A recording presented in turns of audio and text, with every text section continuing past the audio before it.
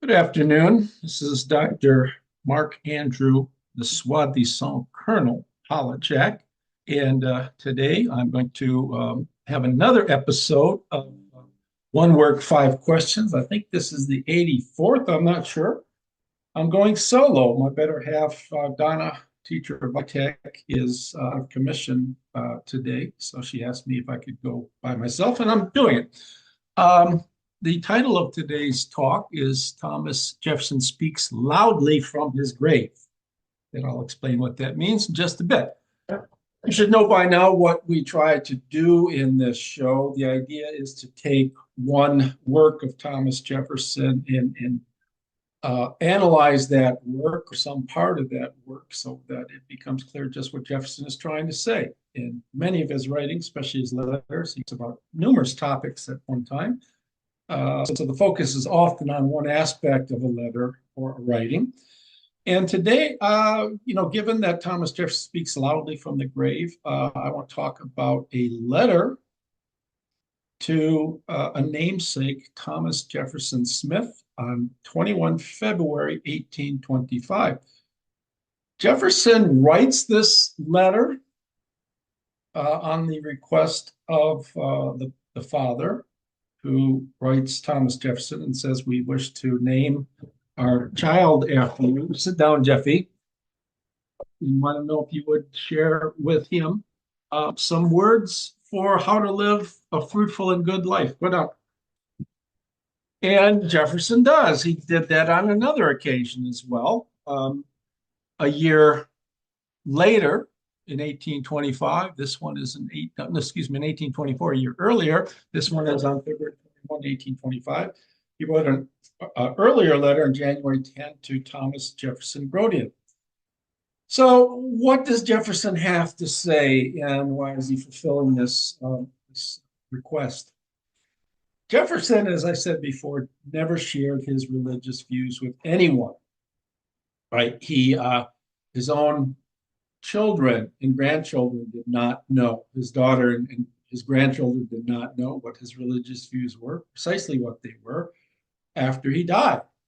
And he always said that religious views are a matter for each person, his own affair with God. It's a matter between each person and his God. Though Jefferson never shared his religious views, I have in my book, The Surprisingly Simple Religious Views of Thomas Jefferson, teased out what his religious views were. I think, as the title suggests, it's a relatively simple matter. If you read several key writings to intimates, you can tease out what those views are. His views on morality, his views on religion, that the axial, most fundamental principles of any religion are love and adore God and love others. It's that simple. And in a letter to Thomas Loy says, and speak truthfully. Jefferson was not a friend of sectarian religions, in spite of what some people say. They note that he befriended religious clerics, ministers. He donated money to religious institutions, and he attended, services at times and prayed and sang, with the services. That is noted that he did do. And, he attended services and befriended ministers of various denominations. Why? And he says in a letter to James Fishback in 1809, in all of them we see good men, as many in one as another. He didn't think highly of religious sectarianism, the various religious types of religions that there were, because in spite of the fact almost all said we ought to love God, adore God, and love other people, right? And do good things to other people, there are a large number of metaphysical principles that were attached on. In Christianity, for example, the notion of a triune God, three gods in one, which he found impossible and puzzlingly impossible. The notion of an afterlife, which he disavowed. The notion of Christ being the Son of a God and coming on to earth to redeem the sins of mankind. He rejected that as well. He did, as I said, attend services at times, and he collected sermons by Reverends Bourdaloue, Massillon, two Frenchmen, and Lawrence Stern, his favorite writer of fiction. Stern was a great sermonizer. Wasn't great at delivering sermons, but he was great at writing them. And Jefferson adored the writings of Stearns. Uh, so is this evidence of Jefferson's hypocrisy that Jefferson, right, didn't think much of religious sectarianism, yet he donated money and attended services and befriended clerics, religious prelates? No, like I said, it's just that when you strip off the metaphysical baggage, all serious religions he thought believed in love God, love other human beings. And he thought that in many of the different sects of religion, there were very many very fine people, and he liked to be around fine people. That's why he donated money and befriended some of these clerics. Now, as I've mentioned before, moral sensing for Jefferson, it was a matter of moral understanding was a matter of feeling or sensing, not reasoning. We don't think our way through moral scenarios. We know what the right thing to do is. There's no need of rational instruction, no need of a collection of reason grounded principles, a list of commandments like the Ten Commandments to tell us how we ought to behave, right? Yet on three occasions, as I've said already, Jefferson, and in the final 2 years of his life, offered precepts for others. Two young children who were just born. And that's why I call this, instruction from the grave. Jefferson knows he's going to be dead by the time these young boys, these infants grow up to be boys and can read the letter that Jefferson wrote. Now imagine, you grow up and at some point your mother, your father says, "Oh, by the way, Jason, I've got a letter for you. It's from Thomas Jefferson." Jason says, but Daddy, Jefferson's dead. He goes, "I know that, but I asked him to write to you a list of commandments or principles or set of instructions for how to live a prosperous, fruitful, and morally correct life. Wouldn't that be pretty cool?" And Jefferson does that on two occasions. I don't know how often he received requests for that, but like I said, he did that on two occasions to two Thomas Jeffersons, Grotian and Smith, and he wrote similarly a set of instructions to his granddaughter Cornelia. We don't know exactly when he did that, but to the two young Thomas Jeffersons, he gives 10 precepts to his granddaughter Cornelia. He gives 12. So we have the decalogue as well as two decalogues. He writes to Thomas Jefferson Smith on February 21. "This letter will to you be as one from the dead. The writer will be in the grave before you can weigh its counsels. Your affectionate and excellent father has requested that I would address to you something which might possibly," come on, Thomas, you don't need might possibly, "something which might have a favorable influence on the course of life you have to run. And I too, as a namesake, feel an interest in that course. Few words will be necessary with good disposition on your part." So he begins, and this is not his decalogue of canons. He says, "Adore God, reverence and cherish your parents, love your neighbor as yourself, and your country more than yourself," which means by reasoning here, you should love your country more than yourself and more than your neighbor. "Be just, be true, murmur not at the ways of so shall the life into which you have entered be the portal to one of eternal and ineffable bliss." Seemingly a reference to life after death. And as I showed in my book and other writings, Jefferson did not believe in life. Here he's, in effect, I think, saying that if you follow the precepts, you're going to live a life as blissful as you can in this world. And it'll be like eternal, ineffable bliss. He says, "And if to the dead it is permitted to care for the things of this world, every action of your life will be under my regard. Farewell." Okay, so what does this list of principles, what are these lists of principles? Let's look them up and let me share this with you. and go through these seriatim. Give me a second here. The first one, never put off tomorrow what you can do today. This I call a principle of efficiency. It is consistent with the Stoic precept that if something is worth doing, do it today. Don't put it off to tomorrow. If it needs to be done, do it now. If it ought to be done because it's the right thing to do it now. Tomorrow may never come. Self-sufficiency. This never trouble another for what you can do yourself. Well, the reasons for this probably are twofold. One, you should be able to do things for yourself. You should not need to rely on other people to have things done unless you are incapable. Secondly, another person doing what needs to be what you need to have done is probably not going to put the same effort into what needs to be done for you. Always be self-sufficient. Now, you put all these together, we're going to get a sort of way, a manner of living a good Jeffersonian life. Okay, 3, economy.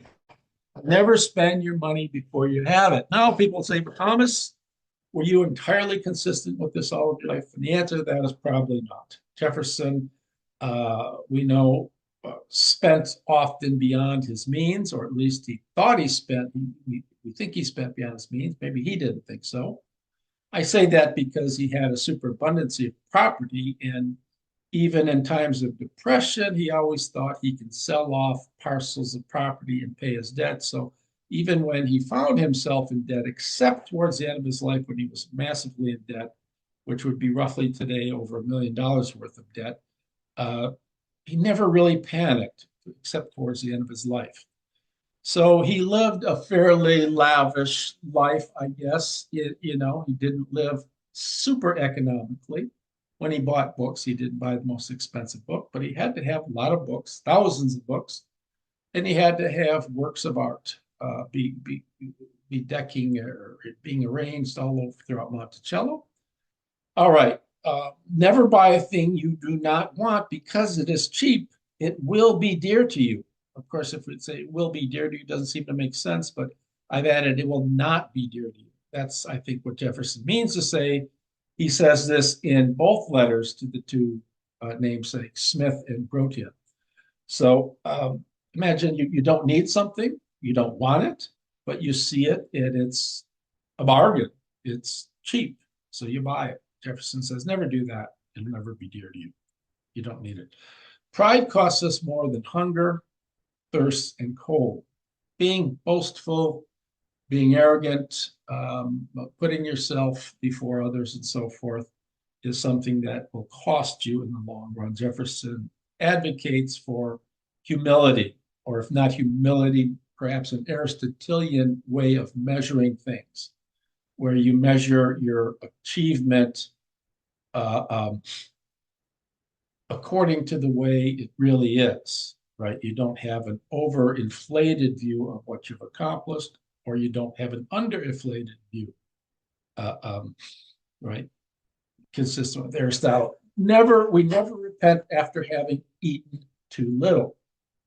Here, Jefferson is advocating what I call underindulgence, but I don't think he means that. He's guarding against overindulgence. That people, when they get something they want more of it and more of it, more of it. The choice of the word eaten here, I think, is more metaphorical than literal. It applies both to food as well as acquisitiveness, acquiring things, right? I like books, so I buy books and tons, thousands of books, books that I'll never even read, right? And that could come back to harm you in the long run. And Jefferson thinks it will. Nothing is so troublesome that we do willingly. Now, this one might seem a little tricky, but what Jefferson is hinting at here is that we often do things unwillingly. I don't want to do it, but I'm going to do it. You may want me to do it. I don't want to do it. I'm going to do it. Jefferson is advocating that if you're going to do something, even at the injunction or the bidding of another person, do it willingly. Yeah, there's no, I don't want to do this. If you decide on a course of action, have your will be in accord with the action that you're going to do. Aristotle says in book 2.4 of his Nicomachean Ethics, to be a virtuous person, we must know that something is the right thing to do. One, we must choose it because it is the right thing to do. So there has to be a willingness here, choosing, voluntariness, and we must do it from a settled disposition. In other words, we must consistently behave virtuously. We must consistently be doing the right thing. It becomes a habit where we do the right thing much, much more than we do the wrong thing, right? So here what I think he's talking about here is knowledge and choice together, right? We decide on something and we have our will in accord with what we're doing. So there are never any regrets. There's no looking back. How much pain have cost us the evils which have never happened? This is a remarkably Epicurean. Epicurus was an ancient Greek philosopher, 341 to 70 BC, if I remember the time, and a Stoic precept. The Stoics were a group of ancient Greek and Roman philosophers, roughly just after Aristotle and well into Roman times. And this is an injunction about not worrying about something that might not happen. We are put off from doing something because we might say, well, if I do X, Y might happen. Well, on the other hand, if I do X, Y might not happen. And if X needs to be done, just do X and not worry about the possible eventuation of Y. If Y comes about, take care of Y, figure out a course of activity when Y comes about. Okay, simplicity. Take things always by their smooth hand. In Jefferson, I go to Epictetus's Enchiridion. And Epictetus says at number 43, everything pan pragma, in every deed, every activity, every matter has two handles, one by which it ought to be carried and the other by which it ought not to be carried. Now, this is stated as a moral precept, is that when we look at a situation in a way of doing something, there is an easy way of dealing with it or easier way and a more difficult way. Always choose the least difficult way and avoid the complications. Okay, yeah, why did that happen? I call ataraxia, which is calmness of mind in Greek. Avoiding anger. When angry, count to 10 before you speak. If very angry, end 100. And Jefferson always put dots after his numbers. This is really injunction or the precept that nothing good comes from anger. Anger clouds judgment and enforces bad decisions when one acts under rage. So when you feel yourself becoming angry, stop and don't even think about the anger, think about counting. I think it's a very cool precept. All right, to his granddaughter Cornelia, he adds two others. Take care of your cents, dollars will take care of themselves. This is another economic principle if we take it literally. I think there's a way of taking this literally. We'd have to change the monetary units today. It'd be something like take care of your dollars, and your hundreds of dollars or thousands of dollars affairs will take care of themselves, which is a way of saying the difficult things that need to be done. Come on, up. The difficult things that need to be done, the expensive things, you'll not be indulgent or overly indulgent when it comes to them. You'll be economical, because they're expensive, and everybody tends to be. The thrifty person, the economical person, the judicious person is the one who, on other matters that are not costly, is very, very circumspect. If I am very cautious about the things that don't cost much. And he's alluding to the things I don't need, right? I'll be fine. Again, he adds this one to Cornelia: think as you please to think, and let others, and so let others, and you'll have no disputes. Jefferson tells his grandson, Thomas Jefferson Randolph, at one point, avoid disputants as you would avoid an angry bull, right? Nothing good is going to have come of it. Right? We see this in the political arena today, where people are arguing for the preferability of one candidate over another, and bringing to bear the bad things that'll happen if we vote for person R, and bad things that'll happen if we vote for person P. We seldom see any campaign that just focuses on this is who I am, this is what I stand for, and if you vote for me, this is what you're going to get. And as Jefferson would say, and Kennedy said, if you vote for me, I'm going to ask that you do things for your country, not that I give you everything. So we have these lists of a decalogue of canons for observation in practical life, as Jefferson titles it. And to his daughter Cornelia, we could say that we have a Theo decalogue, a list of 12 precepts, right? For helping, this young child, these young children grow up, when they grow up, to live a good life, live a good, fruitful life, and a morally fulfilling life. Now, why does there need to be rational precepts when I've told you that Jefferson does not believe we need rational precepts? In other words, that we are born knowing right from wrong. If we're born knowing right from wrong, why do I have to have precepts that tell us how to behave, right? And even these axial precepts that love others and love God. Well, if I'm born with the inclination to love God and love others, that's just the way the moral sense works. Why do I need to be told these things? And the answer is because life gets in the way. Every day, the Stoics will go out and Seneca tells Lucilius, a disciple, a person to whom he writes numerous, over hundreds of letters, and he says, before you go out in the morning, get ready, because you're going to enter a battlefield. You're going to see things that you will find monumentally disturbing. So get ready to do battle. Don't be overwhelmed by them when you see the sort of egregiously disgusting things that you're going to see. So as I say, each day you're going to you're going to have numerous discouragements, peer pressure. We know the right thing to do, but your peers might say, well, that is not cool, right? Doing the right thing. There might be rationalizations. Your brain might tell you, yeah, but if you do the right thing and, for example, donate X number of dollars to a worthwhile charity, it's going to be money that you don't have for partying on Friday night or some such thing.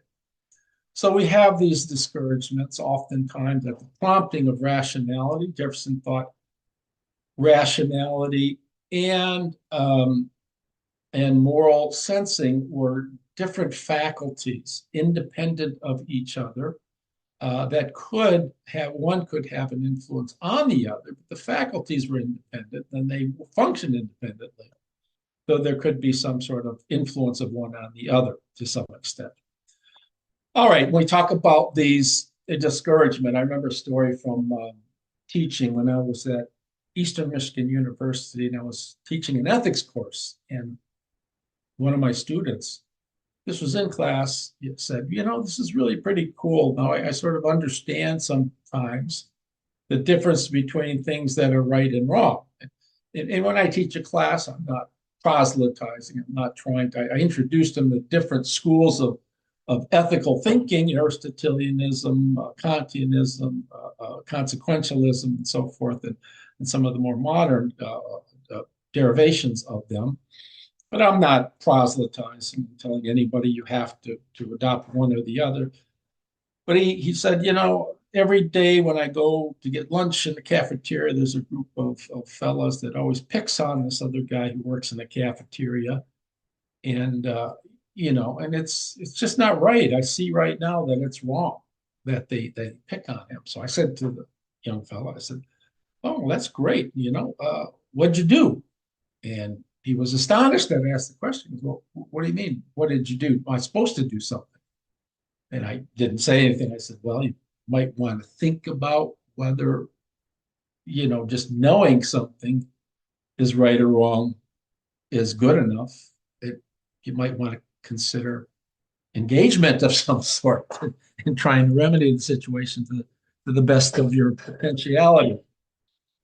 All right, and I'll end with this. No, Thomas Jefferson always said that a person ought to be judged by his deeds, and he bid other people, and he bid posterity to judge him by his deeds, not by the things he wrote necessarily or the thoughts he may have had, the conversations he might have had. He said the way to judge a person is by what a person accomplished. And as I've noted before, Jefferson was a man of enormous accomplishment. He was a person of extraordinary largesse, generosity, and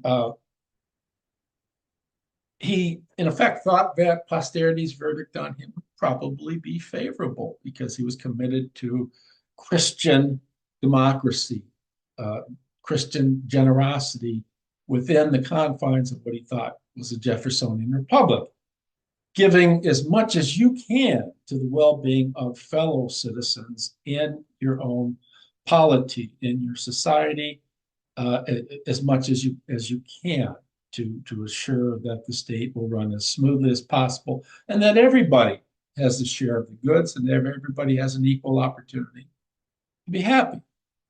So I hope you enjoyed this Vitek less version of One Word, Five Questions. The focus has been on this letter, uh, um, Jefferson's letter from the grave to Thomas Jefferson Smith on February 21, 1825. And I hope that some of the stuff that Jefferson had to say about some of the precepts he listed about what it means to live a good life are sensible. I do think he lived by them and he tried to live by them as much as he could. He didn't always live up to them on each and every occasion, of course, but by the measure of those precepts and by the measure of the deeds and the things he accomplished all throughout his life, at the expense of his own well being, he could be judged to have lived favorably pursuant to the concepts that he articulated from the grave.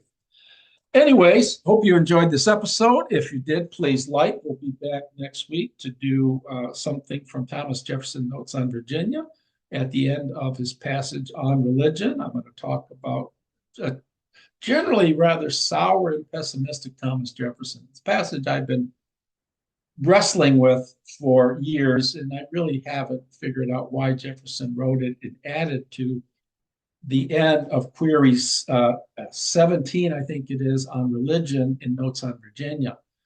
It's a sort of troubling passage, and we're going to look at that rather carefully, hopefully with Donna, since she wanted to do that one as well. That'll be on the plate for next week and another version of One Word, Five Questions. And for now, I merely bid you from my getaway cabin in Kamchatka, TTFN. Ta ta for now.